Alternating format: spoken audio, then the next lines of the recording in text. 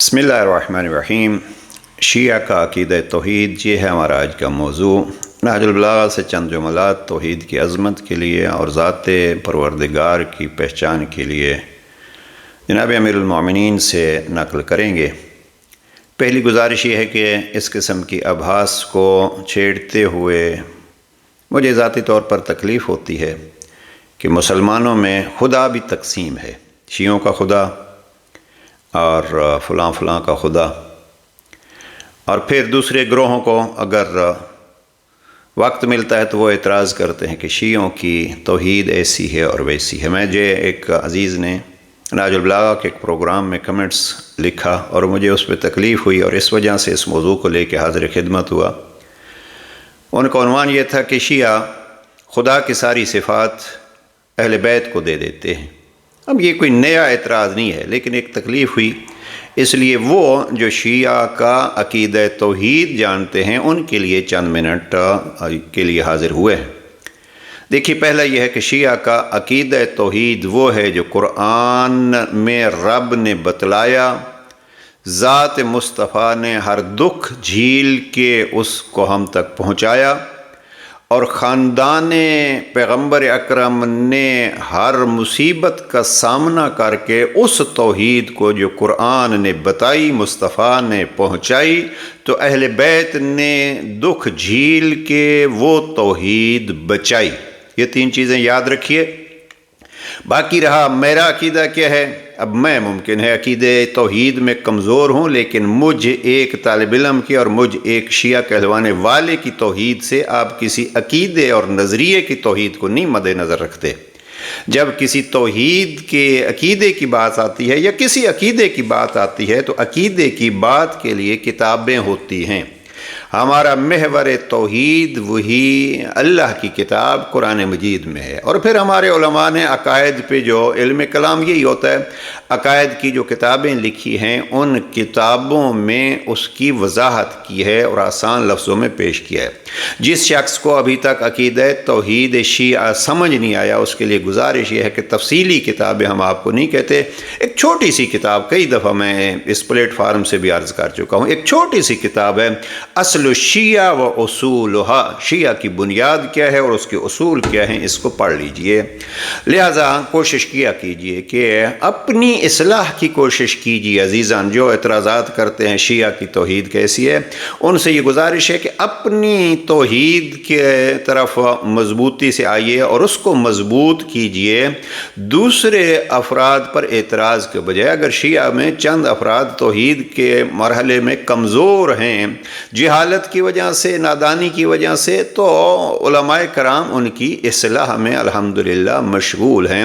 درجنوں کتابیں اس موضوع پہ لکھی گئی ہیں، علماء گفتگو کر رہے ہیں، لہذا خواہ ایسی چیزوں کو نہ چھیڑا کیجئے۔ یہ زمانہ شیعوں کی توحید اور سنیوں کی توحید اور وہابیوں کی توحید اور سلفیوں کی توحید اور فلاں فلاں کی توحید، اس توحید کا زمانہ نہیں ہے کہ ہم توحید کو بھی تقسیم کریں۔ اللہ قل هو اللہ احد، یہ ہے توحید، وہ احد ہے۔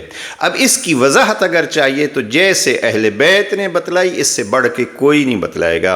بعد از قرآن و پیغام مصطفیٰ اگر توحید کی کہیں حقیقی تصویر و تفسیر و تشریح دیکھنی ہے تو اس کتاب کا نام ہے نہج البلاغہ، جو کلام علی کو جمع کیا ہے سید رضی نے۔ یہ ہے ہمارا موضوع اور ہم کوشش کر رہے ہیں۔ گزشتہ تقریباً آپ کہیے کہ 15 سال سے ہمارا ہر ہفتے ایک درس ہوتا ہے ہدایت ٹی وی پہ، اور پاکستان میں ہر جمعرات کو یہ نشر ہوتا ہے۔ ان دنوں میں ہمارا جو موضوع چل رہا ہے وہاں خطبہ نمبر 107 جو جناب امیر علیہ السلام نے توحید کے موضوع پہ خوبصورت خطبہ ارشاد فرمایا، اس خطبے سے لے کے ہم توحید اپنے افراد کے لیے پیش کر رہے ہیں۔ اگر توحید کے حوالے سے کسی کو یہ دقت ہے کہ شیعہ کا توحید کا عقیدہ کیا ہے تو وہ ان کو سنیں، لیکن ان سنی سنائی باتوں سے بھی زیادہ وہی ہے کہ یہ کتابیں پڑھیں۔ نہج البلاغہ میں جو توحید ہے وہی ہماری شیعہ کی توحید ہے۔ البتہ جو توحید نہج البلاغہ سے آپ کو ملے گی کہیں اور نہیں ملے گی۔ میں تفصیل میں نہیں لے جانا چاہتا آپ کو۔ ہماری یہ کتاب ہے نہج البلاغہ اور معرفت خدا۔ اس کتاب کو اگر آپ دیکھیے تو یہ اس موضوع پہ لکھی گئی ہے کہ علی علیہ السلام نے کیسے معرفت خدا کرائی ہے، کہ خدا کی اوصاف کیا ہیں۔ یہ تقریباً 270 صفحات کی کتاب ہے۔ اس کو اگر مثلا آپ دیکھیے، ہمارے سائٹ پہ بھی موجود ہے، نیٹ پہ موجود ہے۔ توحید ہم اس گھرانے سے لیتے ہیں، توحید ہم علی سے لیتے ہیں، توحید ہم 12 معصومین سے لیتے ہیں، اور یہ ہم اپنی طرف سے نہیں لیتے۔ آپ جائیے نہج البلاغہ کے خطبہ نمبر 150 کو پڑھیے۔ جناب امیر علیہ السلام نے ائمہ کی تعریف یہ کی ہے کہ انما الائمۃ قوام اللہ علی خلقہ وعرفاؤہ علی عبادہ۔ بلا شبہ ائمہ اللہ کی مخلوق پر اللہ کے مقرر کیے ہوئے سرپرست اور حکمران ہیں، قوام، وعرفاؤہ علی عبادہ، اور اللہ کے بندوں کو اللہ کی معرفت و پہچان کرانے والے ہیں۔ یہ ہے، ہم ان کو امام مانتے ہیں جن کا کام ہی یہی ہے کہ وہ اللہ کی مخلوق کو اللہ کی پہچان کرائیں، اور یہی کمال تھا انبیاء جو آئے ہیں اسی مشن کو لے گیا، یعنی عبد اللہ۔ ہر نبی کا یہی اعلان تھا، آؤ اللہ ہی کی عبادت کرو، فقط اللہ کی عبادت کرو۔ اب بعض افراد جو ہیں وہ عبادت اور تعظیم میں فرق خود نہیں کر سکتے، اور پھر اعتراض جو ہے وہ شیعہ پہ سمجھتے ہیں۔ میں پھر کہہ رہا ہوں کہ شیعہ میں اگر کہیں کمزوری نظر آتی ہے تو اس کا مقصد یہ نہیں ہے کہ ایک نظریے میں کمزوری ہے، افراد میں کمزوری اور ہوتی ہے، نظریے میں کمزوری اور ہوتی ہے، اس کو سمجھیے۔ تو یہ ہے کہ ہم ائمہ سے توحید لیتے ہیں۔ اور یہاں ابن ابی الحدید نے یہاں ایک جملہ لکھا ہے، وَقَدْ عَرَفْتَ أَنَّ أَشْرَفَ الْعُلُومِ هُوَ الْعِلْمُ الْإِلَٰهِي۔ جناب امیر علیہ السلام نے جو توحید بتلائی اس کے بارے میں کہتے ہیں کہ آپ کو معلوم ہے کہ علوم میں سے سر فہرست علم الہی ہے، اس لیے اس علم کے بارے میں پھر کہتے ہیں کہ یہ اشرف العلوم ہے۔ وَمِن كَلَامِهِ عَلَيْهِ السلام اقتبس وَعَنْهُ نَقَلَ وَإِلَيْهِ انتهى وَمِنْهُ ابْتِدَاء۔ اب علم الہی کی اگر کوئی میں اس حصے کا اردو ترجمہ یا کر دوں، آپ جانتے ہیں کہ علوم میں سے اشرف و اعلیٰ علم اللہ کے بارے علم ہے، کیونکہ علم کا شرف معلوم کی شرف و بلندی کی وجہ سے ہوتا ہے، اور علم الہی کا معلوم یعنی اللہ کی ذات اشرف موجودات ہے، تو اس کا علم اشرف و اعلیٰ علم ہے۔ اور یہ علم علی علیہ السلام کے کلام سے اقتباس کیا گیا ہے، آپ سے نقل ہوا ہے۔ یہ جملے غور سے سنیے، توحید شیعہ کیا ہے؟ اس علم کی یعنی معرفت الہی کی انتہا بھی علی پر ہے، ابتدا بھی آپ سے ہے۔ یہ ہے ہمارے امام۔ اور پھر بہت ساری چیزیں لکھی ہیں جو ابن ابی الحدید نے، ہم نے اس کتاب میں درج کی ہیں، دہراتے نہیں ہیں، بس اتنا عرض کرتے ہیں کہ دیکھیے جناب امیر المؤمنین 2 مقامات پہ فرماتے ہیں، بِنَحْتَدَيْتُمْ فِي الظَّلَمَاءِ وَتَصَنَّمْتُمُ الْعَلْيَاءَ۔ ہماری وجہ سے تم نے گمراہی کے اندھیروں میں ہدایت کی روشنی اور رفعت و بلندیوں کی چوٹیوں پر قدم رکھا۔ ہماری وجہ سے تم نے گمراہی سے ہدایت پائی ہے۔ یہ خطبہ نمبر 195۔ اور پھر خطبہ نمبر 195 ہی میں ایک جگہ پہ امام فرماتے ہیں، بنا یستعط الہدی و یستجل العمی۔ ہماری ہی وجہ سے ہدایت کے تم طلبگار ہو، اور ہماری ہی وجہ سے تاریکیوں کو چھانٹنے کی خواہش کی جا سکتی ہے۔ یعنی ہدایت کا اگر ذریعہ ہے تو یہ گھرانہ ہے، اور یہ خطبہ نمبر 195 کے الفاظ میں نے نقل کیے ہیں۔ اس لیے جب ہم کہتے ہیں اہدنا الصراط المستقیم، تو رب کریم نے بھی فرمایا کہ ان کی راہ جن پہ تو نے نعمات نازل فرمائی ہیں۔ علی فرماتے ہیں وہ ہم ہیں، اس لیے کہ ہم سے ہی آپ کو ہدایت ملے گی، اور ہدایت ملی ہے۔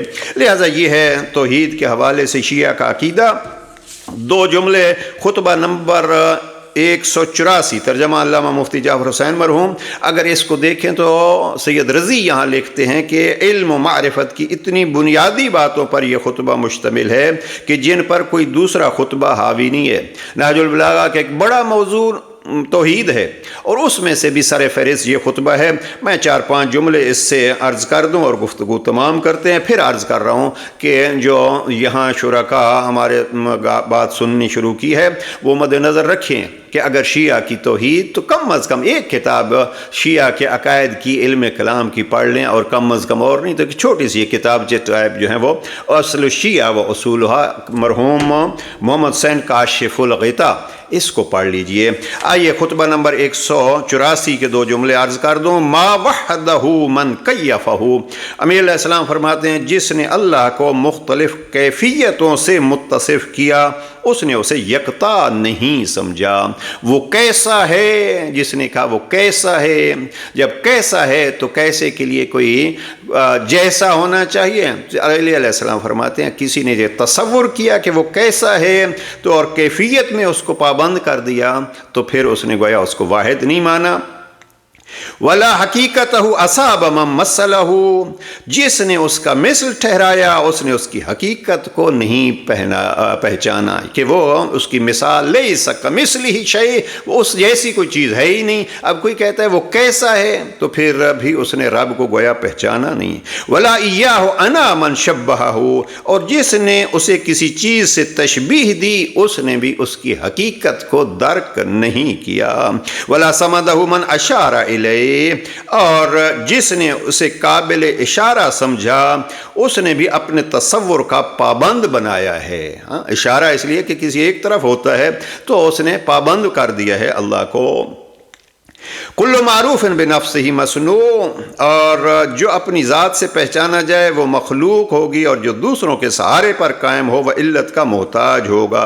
اب یہاں سے جناب امیر علیہ السلام نے پھر علم توحید کی اور معرفت الہی کی باریک باتیں شروع کی ہیں، اور 2 جملے خطبہ نمبر 107 سے نقل کر دوں۔ یہاں جناب امیر علیہ السلام فرماتے ہیں کل شیء خاشع لہ، ہر چیز اس کے سامنے عاجز و سرنگو ہے، اور ہر شے اس کے سہارے سے وابستہ ہے۔ وہ ہر فقیر کا سرمایہ، ہر ذلیل کی آبرو، ہر کمزور کی توانائی اور ہر مظلوم کی پناہ گاہ ہے۔ جو کہے اس کی بات بھی وہ سنتا ہے، اور جو چپ رہے اس کے بھید سے بھی وہی آگاہ ہے۔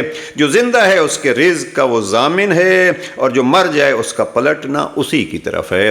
یہ ہے وہ توحید جو علی اور اولاد علی نے سکھائی، انہیں ہمیں خطبوں میں بھی سکھائی، ہمیں قرآن کی تفسیر کے طور پر بھی بتلائی، اور ہمیں کربلا کے میدان میں ہزاروں دشمنوں کے سامنے سجدے میں بھی سنائی، جہاں علی کا ایک بیٹا سر سجدے میں ساری قربانیاں دے کے یہ کہہ رہا تھا ترکت الخلق ترا فی ہواک، کہ میں حسین نے کائنات کی ہر چیز تیری خاطر چھوڑ دی ہے، اور اگر یہ میرے جسم کے ٹکڑے ٹکڑے کر دیں تو تیرے غیر کی طرف میرا سر نہیں جھکے گا۔ یہ ہے توحید کربلا کی۔ اور آج کل جناب زینب کبریٰ سلام اللہ علیہا کا شام کے حوالے سے اکثر ذکر ہوتا ہے، میں ایک جملہ کہوں، اتنی بڑی قربانی سید الشہداء جیسے بھائی کی دے کے بھی مقتل میں جب آئیں، جناب زینب کبریٰ نے کہا اللہم تقبل منا ھذا القربان، اے پروردگار مجھ زینب کی اور اس گھرانی کی اس قربانی کو قبول فرما۔